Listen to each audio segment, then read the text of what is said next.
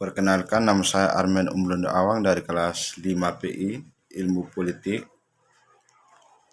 mata kuliah Demokrasi dan HAM. Dosen pengampu Bapak Ahmad Saprudin MA. Di sini yang pertama saya akan menjelaskan tentang teori lahirnya HAM atau hak asasi manusia. Sejarah hak asasi manusia berasal dari teori hak kodrati atau natural rights theory. Teori tersebut menyebutkan bahwa hak asasi manusia merupakan hak yang dimiliki oleh manusia sejak lahir, karena ia juga manusia, yang artinya meskipun setiap manusia terlahir dengan kondisi yang berbeda-beda, baik dari warna kulit, kewarganegaraan, jenis kelamin, mereka memiliki hak yang sama sebagai manusia. Begitupun sebaliknya, sejahat apapun manusia, mereka tetap memiliki hak yang sama sebagai manusia. Salah satu tokoh filsuf, yaitu John Locke,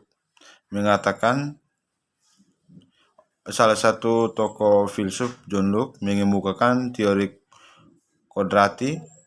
Ia mengatakan bahwa manusia dikaruniai oleh alam hak untuk hidup, hak kepemilikan, hak kebebasan yang tidak bisa dirampas oleh siapapun, termasuk oleh negara.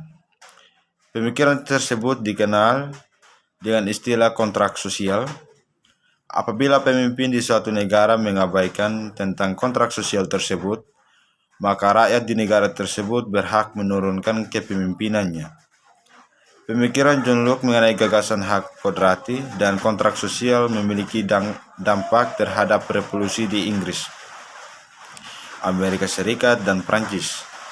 Di abad ke-17 dan abad ke-18, hak-hak kodrati memiliki peran dalam penyusunan landasan bagi suatu sistem hukum nasional. Namun dalam penerapannya, hak-hak kodrati terus meluas cakupannya, tidak terbatas pada hak sipil dan politik. Kini hak-hak tersebut menyebar pada tuntutan hak ekonomi, hak sosial, dan hak budaya. Yang berikut nomor 2, di sini saya akan menjelaskan tentang perkembangan hak HAM di dunia. Sejarah HAM atau hak asasi manusia berawal dari dunia barat atau Eropa.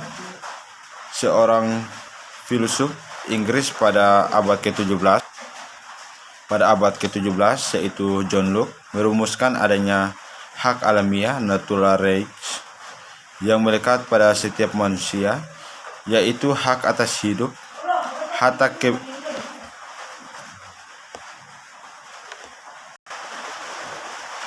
kebebasan, dan hak milik.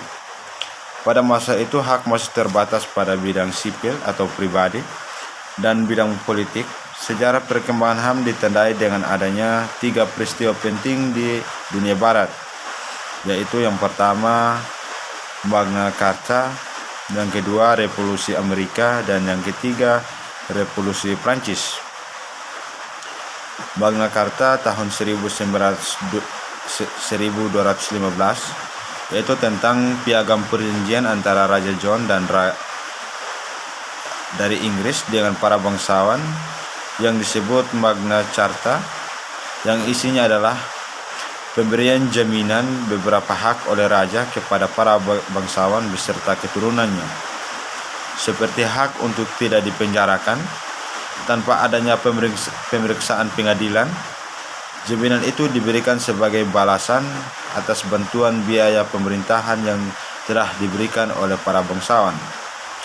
Yang berikut Revolusi Amerika. Peran kemerdekaan rakyat Amerika Serikat saat melawan penjajahan Inggris disebut Revolusi Amerika. Yang berikut Revolusi Prancis, di mana Revolusi Prancis adalah bentuk perlawanan rakyat Prancis kepada rajanya sendiri yang telah bertindak sewenang-wenang dan absolut. Yang berikut nomor 3, sejarah perkembangan HAM di Indonesia. HAM atau hak asasi manusia adalah seperangkat hak yang melekat pada diri seseorang sejak lahir dan tidak dapat direbut darinya. Perkembangan HAM di Indonesia pada tahun 1908 sampai 1945 sebelum kemerdekaan. Pada periode ini mulai lahir beberapa organisasi pergerakan nasional yang berjuang dalam penegakan HAM hingga mendorong munculnya kesadaran di dalam masyarakat untuk memperjuangkan HAM.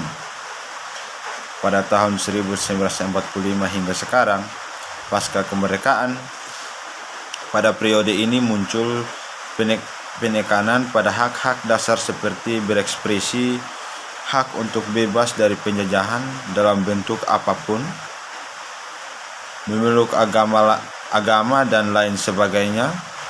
Salah satu bukti adanya kelahiran banyak partai politik. Selain itu juga ciri khas lain yang muncul dalam periode ini adalah diselenggarakannya pemilihan umum yang diikuti oleh seluruh warga negara sebagai bukti berpartisipasi untuk memilih para pemimpin, bukan hanya yang mewakili mereka sebagai anggota legislatif, anggota dewan legislatif, kepala daerah maupun pimpinan di tingkat nasional, yakni presiden dan wakil presiden.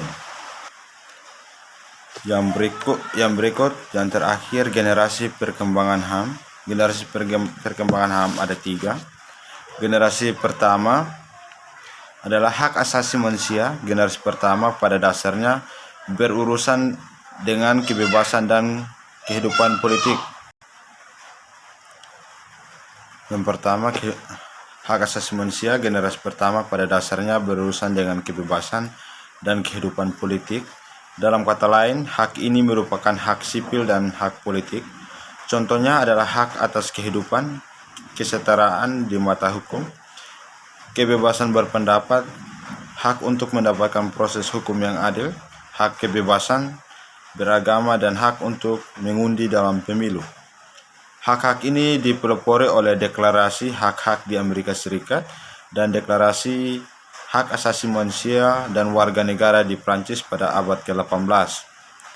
Hak ini dimasukkan ke dalam pasal 3 hingga 21 Pernyataan Umum tentang Hak Asasi Manusia atau PUHAM pada tahun 1948 dan kemudian ke dalam Kovenant Internasional tentang Hak-Hak Sipil dan Politik yang ditetapkan pada tahun 1966.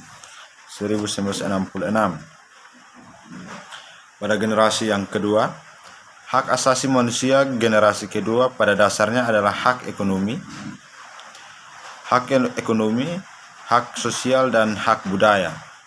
Dan hak-hak ini disebut generasi kedua karena hak ini dikatakan muncul pada abad ke-19 sebagai tanggapan terhadap kemiskinan dan eksploitasi yang dipicu oleh revolusi industri. Contohnya adalah hak atas kesehatan, hak atas pangan, dan hak atas perumahan. Hak ini juga dimasukkan ke dalam PUHAM dan kemudian dilindungi oleh Kovenant Internasional tentang hak-hak ekonomi, sosial, dan hak budaya. Yang terakhir, hak ketiga. Hak asasi manusia generasi ketiga adalah hak yang muncul pada paruh kedua abad ke-20 dan dikemukakan dalam dokumen-dokumen yang tergolong sebagai soft law dalam hukum internasional seperti Deklarasi Stockholm pada tahun 1972 dan Deklarasi Rio pada tahun 1992. Contohnya adalah hak atas pembangunan dan hak atas lingkungan hidup yang sehat. Terima kasih.